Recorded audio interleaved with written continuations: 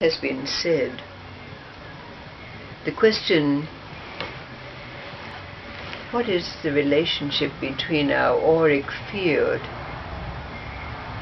and our still place of no self?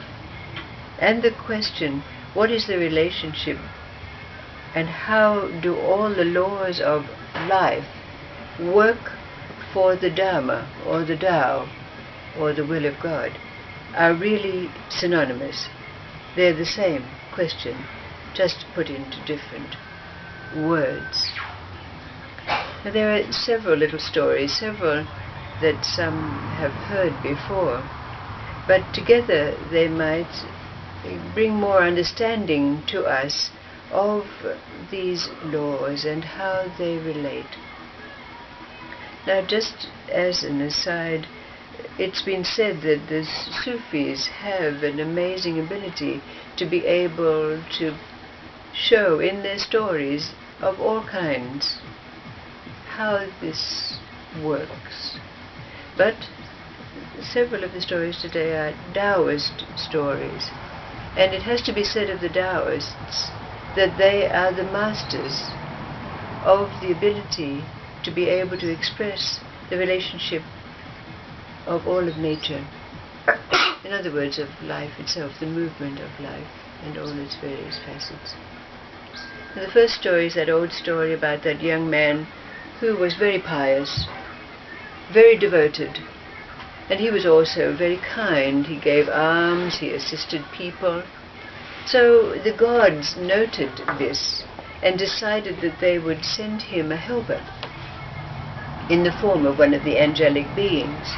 But of course, it's the nature of the angelic beings that their bodies are so refined that they cannot enter into the density of our human field. So it had to take the form of a dove.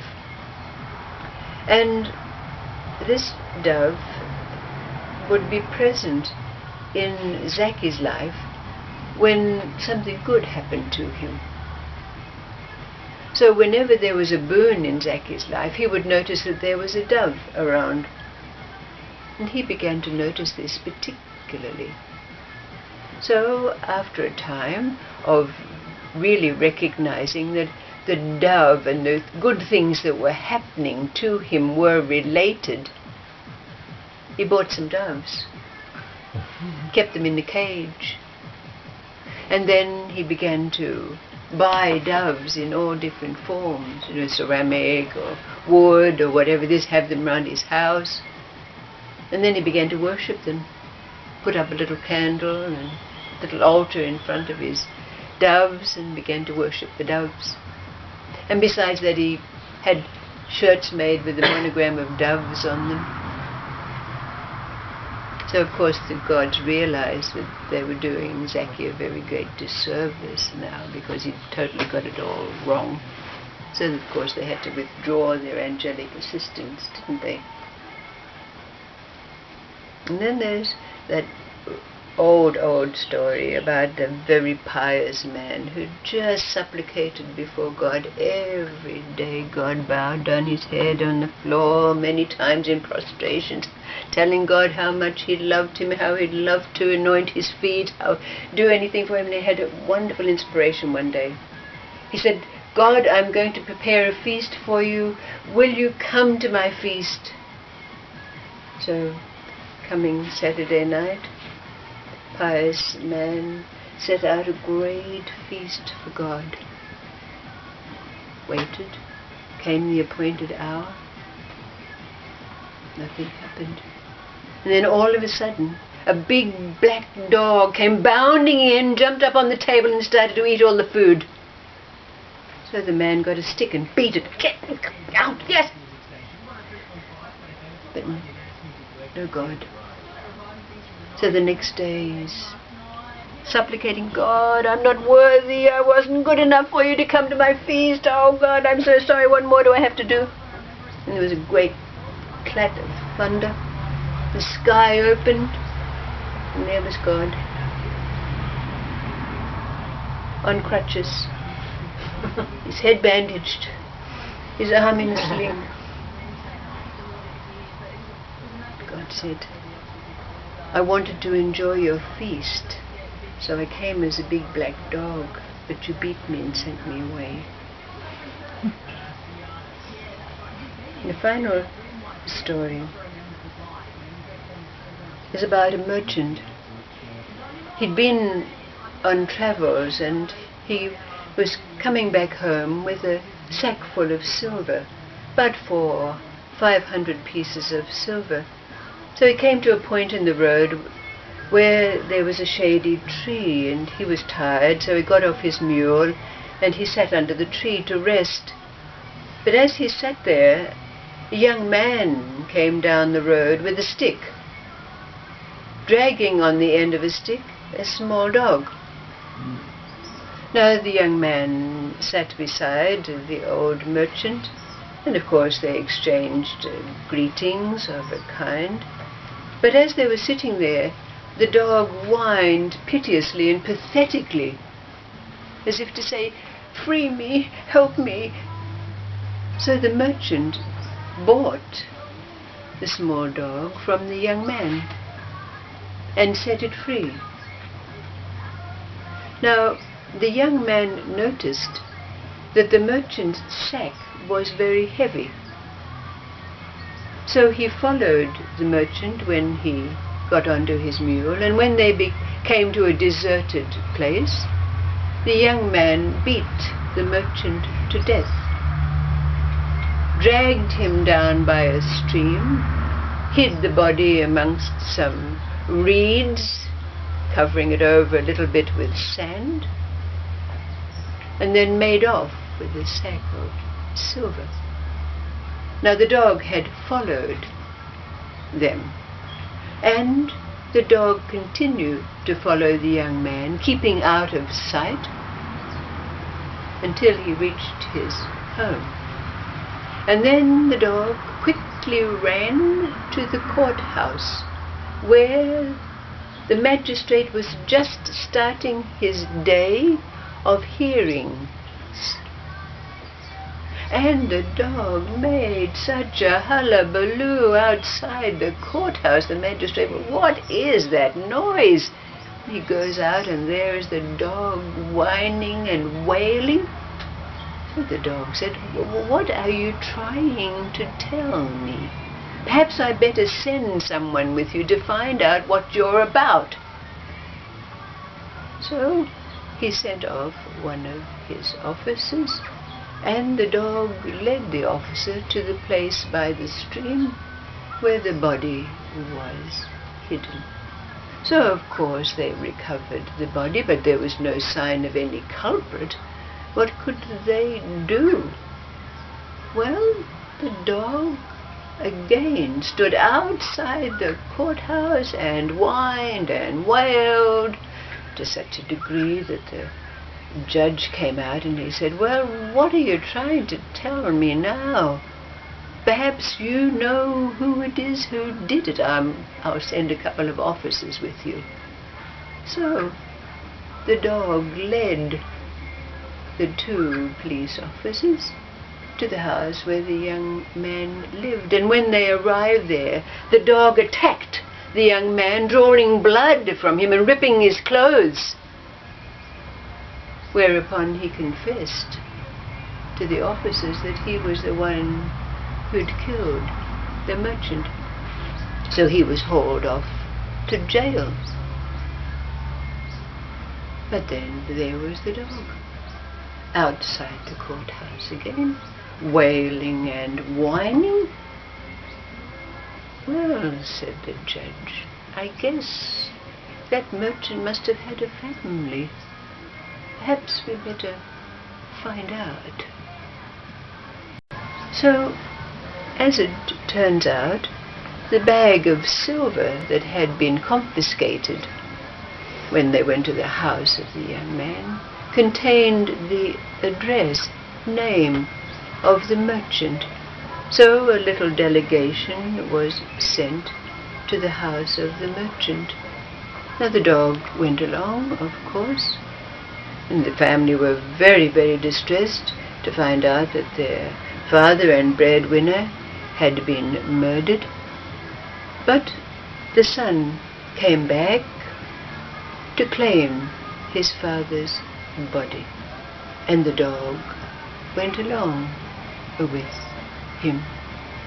And when the body was brought back to the house and the burial rituals took place, the dog was always nearby. But after the body had been buried and due ceremony had been completed, the dog went off on his next adventure in life. When we put these three stories together, what is it that comes up for you in relationship to life?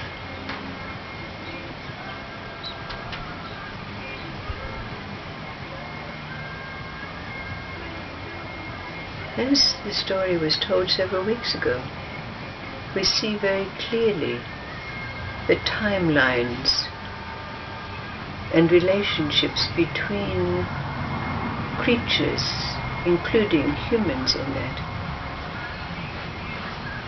don't exist for us anymore.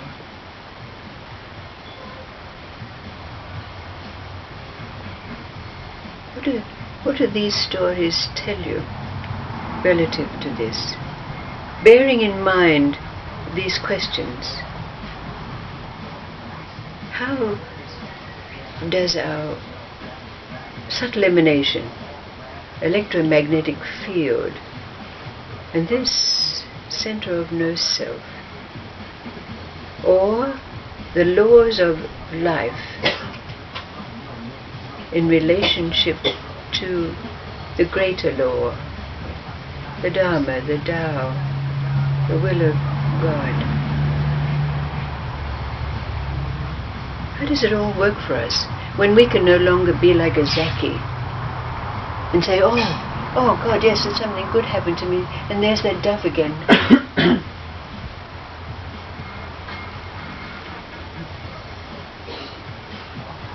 So just like faith and trust and hope, omens and signs don't have significance for us anymore. And yet it all works for us. And we know it.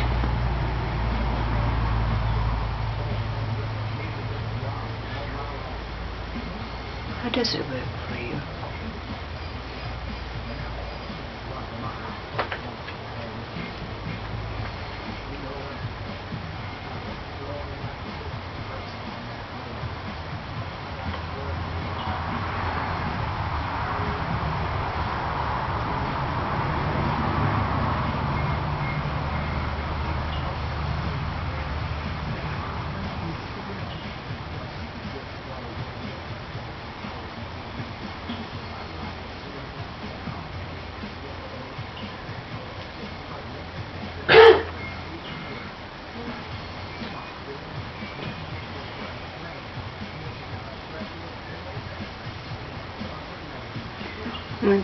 God is everything in the stories and what I feel, but not that clearly. It's like God is everything and everywhere. It's our perception now that makes everything being perceived in a way that...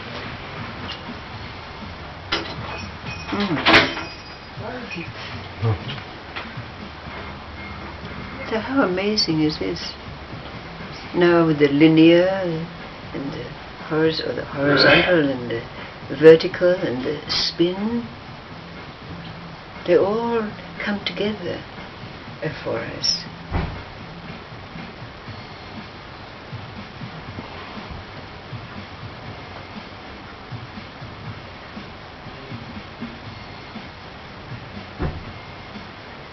No karma, no past and future.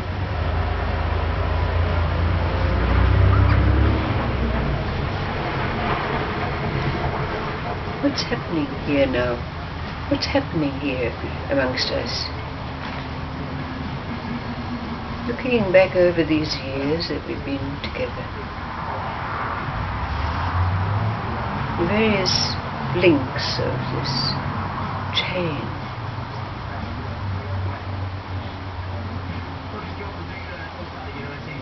What's happening now? Because before, just looking at us, say, you know, we were all separate. Everything was very separate. We all had like you know, I would look at it like that's my road and that's her road and that's his. Where now, it's just the one that is happening. And it's not like that's her road and that's his road. Now it's one somehow or other. So there's not what she's doing. And that would be the same with what's happening, like with the you know, when the dog comes, we look at that maybe as a separate thing outside ourselves, where now we don't. Now it's all part of that thing, energy.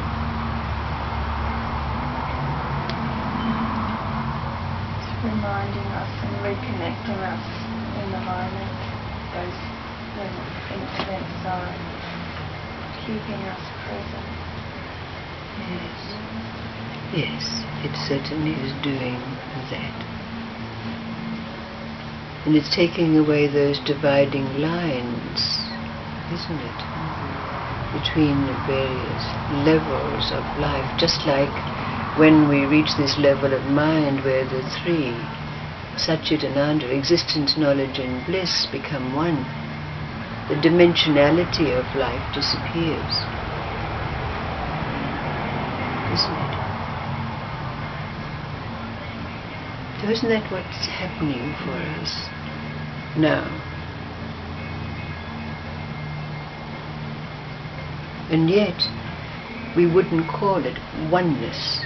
Would you call it oneness? No. So something amazing is happening for us.